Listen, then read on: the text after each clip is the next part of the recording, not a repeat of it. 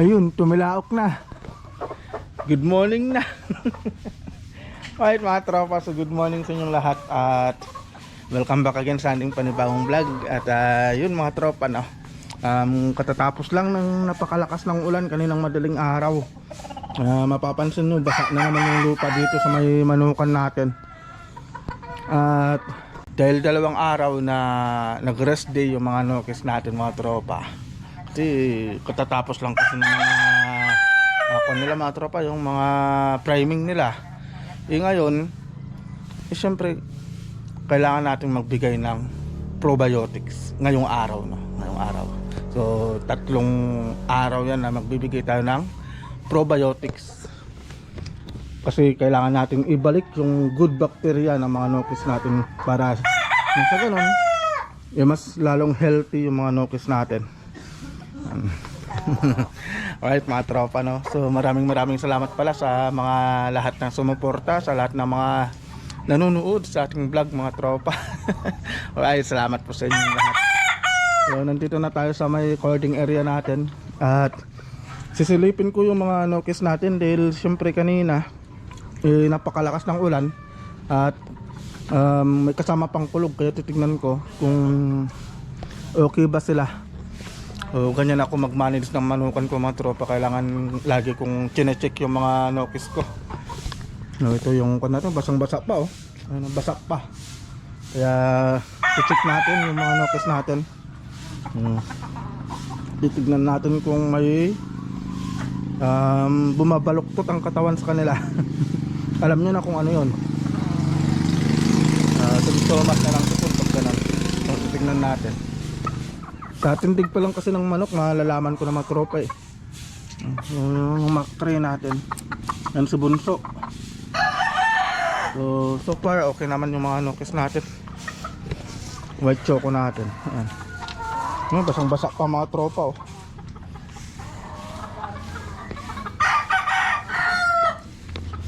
Ayan. So yung mga pullets natin, ayan, medyo nabasa din. Kasi sobrang lakas ng ulan kanina. Akala ko kung dumating na si Bagyong Inday. So talagang napabangon kami ni Mrs. kanina. Mga bandang alas 5. Alas 5 ng madaling araw. At araw ng Lunes ngayon pala mga tropa, no? So happy Monday. Ayan, pasukan na naman sa trabaho. Pero tayo, nandito tayo nagmamanok. So yung silapo-lapo natin nandito. Okay naman so, tapos yung mga nokis natin dito, yung mga pullets natin, ayan. So far okay naman sila mga tropa. Ayan. Tapos ito yung ating red gold. Ganda lang tindigan mga tropa, oh. Kaya mamaya magbibigay tayo ng probiotics. Tapos mamaya mga tropa, may ipapaliwanag tayo. May ipapaliwanag tayo sa mga binibigay nating vitamina. Kasi may nagtatanong sa akin, wala naman sa comment sa YouTube natin, kaso may pumunta dito sa akin nung kahapon. Nagtanong siya sa akin sa ano raw yung mga ginagamit ko na injectable na vitamins. Kasi naguguluhan siya sa dalawang klase, yung MEB saka yung sa anong tawag dito, yung liver extract na B12. Sabi ko parang maganda rin na i-vlog to, sabi ko, kasi para na magkaroon ng idea yung mga ibang kasamahan natin na katulad kong bago pa lang sa pagmamanok. Bago pa lang sa pagmamanok kagaya ko, kasi wala pa akong 1 taon na nagmamanok. Pero ayun nga mga tropa, ito lang ang pinag-aaralan ko ng maigi para sa ganun hindi naman na ako tawag dito, hindi na ako mawala sa focus ng pagmamanok. Kasi kailangan pag ganun na nag-umpisa kang magmanok, kailangan dapat bago ka mag-umpisa, pag-aralan mo muna lahat. Nang sa ganun kahit na hindi ka na magtanong sa iba, at least alam mo na yung gagawin mo. Kasi pag emergency, kailangan dapat alam mo agad yung gagawin mo, di ba? Kaya bago ako nagmanok mga tropa, pinag-aralan ko muna ng maigi talaga bago ko sumalang sa pag-breeding saka sa pag-aalaga ng nokis. Yan. So yun mga tropa, no? So mamaya mag-update tayo gawa nga nung ipapaliwanag natin yung kaibahan ng MIB sa kanang ayun, patalastas muna siya. So kaibahan ng MIB sa kanang liver extract na B12. Yun mga tropa na. Yun. At nakita ko na yung mga nokis natin. So far okay naman sila. Wala naman parang bumaluktot yung katawan. Kaya masasabi ko na goods. Healthy talaga yung mga nokis natin. Okay, so yun. So yun lang mga tropa. At mag-update tayo mamayang hapon. Yan. Mamayang hapon. Okay, so see you mamaya mga tropa. Yun, muli tayo nagbabalik mga tropa. So, yun, galing pala tayo ng bayan kanina mga tropa, no? At bumili tayo ng isang vitamin na kukumpleto sa pagkukondisyon natin sa mga nokis natin. So, kanina kasi mga tropa, kahapon kasi mga tropa, may nagtanong kasi sa atin kung ano ba yung kaibahan ng dalawang vitamins na ginagamit natin, yung Bilamil na B-complex saka yung MIB. Ayan. So nasabi ko rin kaninang umaga na magbibigay rin tayo ng probiotics sa mga nokis natin. At ito na mga tropa, na nakumpleto na natin yung mga vitamins natin. So ito yung ating Multilite Premium na probiotics. So ito pala ay ginagamit natin na pang support natin sa mga nokis natin pagkatapos ng pagpupurga sa kapag babacterial flushing natin. At ito ay nakakasupport ng therapy nila, ito yung therapy nila pagkatapos nating mag bacterial at bacterial flushing saka mag purga mga tropa, no? So, ito yung ginagamit natin, Multilite Premium, kasi sabi ko ito na lang yung gamitin ko imbis na yung Yakult. Ito na muna, susubukan muna natin ito, pero ginagamit ko na rin ito mga tropa at nasubukan ko na rin at goods naman to sa mga nokis natin. Ayan, so yung Multilite Premium. So ngayon naman mga tropa, madako naman tayo ngayon sa kaibahan nitong dalawa. Ayan. So ito yung kaibahan ng dalawa mga tropa, no? So unahin natin itong vitamin B complex. Ayan, vitamin B complex.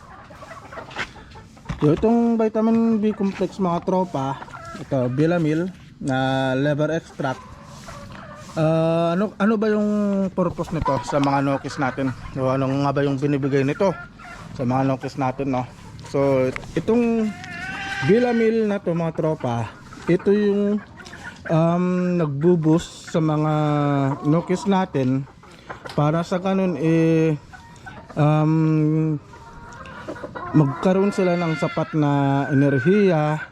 Tapos ito rin yung kakatulong para mabilis yung kanilang panunaw. Ito rin yung nakakatulong mga tropa para sa mag-boost ng immune system nila. Ito rin yung tumutulong para sa ganun lumakas silang kumain o magkaroon sila ng appetite para kumain nang sa ganun mas malusog sila mga tropa. So ito yung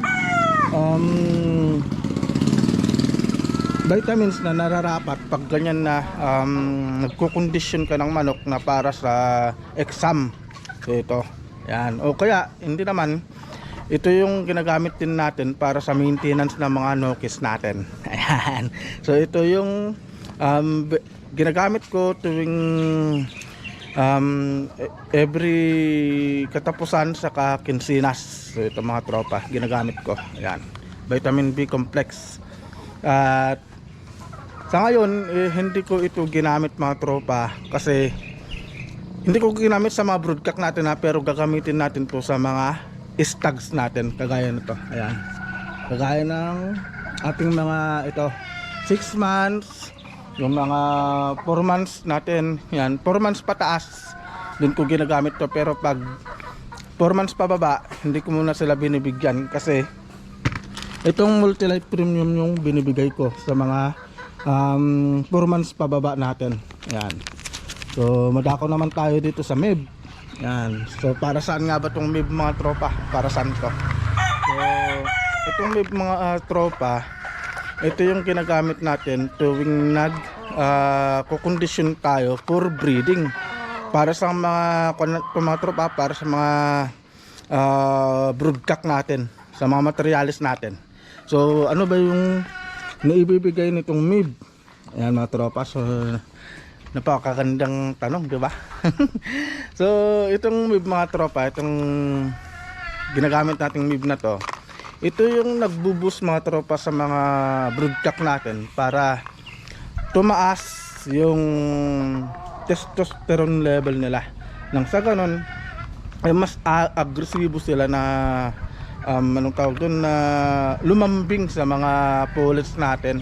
Mas agresibo silang sumakay. Ayan, hindi sila basta-basta ng hina, hindi sila. Alright mga tropa, so nalubat yung camera natin. Ayan, nalubat yung GoPro natin. Kaya biglang naputol yung vlog ko. Ayan, naputol yung sinasabi ko mga tropa. So yun, at yung MIB pala mga tropa, tutuloy natin, no? So yung MIB pala is ito yung nagbuboost ng pampataas ng testosterone level ng mga nukes natin. Ito rin yung nagbibigay ng pang-agresibo na sa mga manok natin para ganahan lalo sila, di ba? Kumbaga sa lalaki, ito yung ginagamit na. Yun, hindi ko na nilakasan na. Alam niyo na 'yon. At syempre mga tropa, ito rin yung ginagamit nang sa ganun magkaroon sila ng malakas na metabolism. Ayan, mataas na metabolism ng mga nukes natin. Nang sa ganun pag ganun na sinalang natin sa breeding mga tropa, is hindi sila basta-basta mapapagod. Alam mo kung bakit? Kasi syempre yung pullets kasi minsan mga tropa takbo ng takbo yan. Ayan, yung parang nagpapakipot pa, di ba? Ayan. So parang nagpapakipot pa, syempre parang kumbaga gusto niya ligawan muna, di ba? So ganun, so naghahabulan yung mayan sa loob ng kulungan. Ayan. Tapos syempre kung wala silang mataas na metabolism, mataas na testosterone mga tropa, syempre ang kalalabasan din ng itlog ng mga inahin natin o kakalabasan din ng mga sisiw natin is sobrang hina, masihina sila. So kailangan talaga natin to para nang sa ganun yung mga mapapalabas natin na mga pasisiw natin is talagang healthy at syempre mataas ang energy. So yun ang kailangan natin, kasi once na mataas ang energy at malusog yung mga sisiw natin, is just yun yung isang gusto ng breeder para sa ganun mabilis yung kanilang paglaki. At syempre minsan yun din yung kailangan ng mga sisiw natin para sa ganun hindi sila basta na magkasakit. So yun mga tropa yung kaibahan ng MIB at ng anong tawag dito, yung Bellamil. Ayan. So kailan ba binibigay itong MIB na to? So binibigay ko ito mga tropa sa mga broodcock natin na isasalang natin sa breeding pen. Ayan, sa kulungan kung saan ihahalo natin yung ipagsasamahin natin yung broodcock saka yung brood hen natin, yung mga pullets natin. So yun mga tropa, no? Pero once na natapos na sa pag-breed o tapos nangitlog na yung manok, tapos naglilimlim na, hindi ko na sila binibigyan nitong MIB. So ang binibigay ko ng mga tropa is ito, B-complex. Pagkatapos ng lalaki na kumasta, ayun na nga mga tropa, ito yung binibigay ko. Kasi kailangan nila na mag-boost ng energy naman. Para sa ganun, makabawi sila sa lakas nila, makabawi sila sa pangangatawan nila. Kasi nga, Once na yung broodcock natin mga tropa is nasa breeding pen, nangangayayat kasi yung mayan. Nangangayayat sila. So, kailangan nila ng pampalakas at kailangan nila ng booster para sa ganun bumalik yung dating pangangatawan nila, bumalik yung dating sigla nila. So ngayon mga tropa, yung mig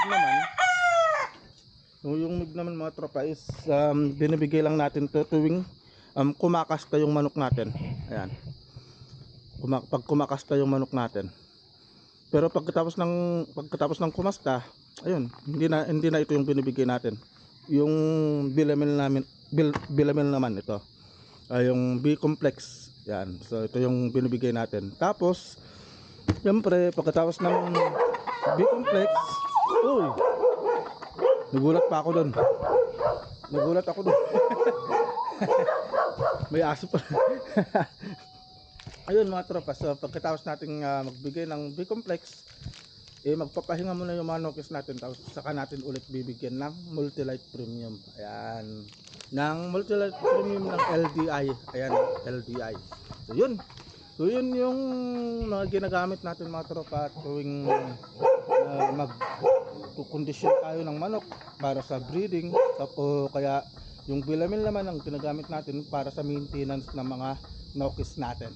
At para sa probiotics, sinasuggest ko yung Multi-Lite Premium ng LDI. Ayan. So yun lang mga tropa, no? So yun lang yung vlog natin. At nais ko lang share sa inyo kung paano ko gamitin to. At dun sa tropa natin na nagtanong sa akin, ayan, sinagot ko na yung tanong mo tropa. At yun lang yung vlog natin mga tropa. At see you po sa next na vlog natin.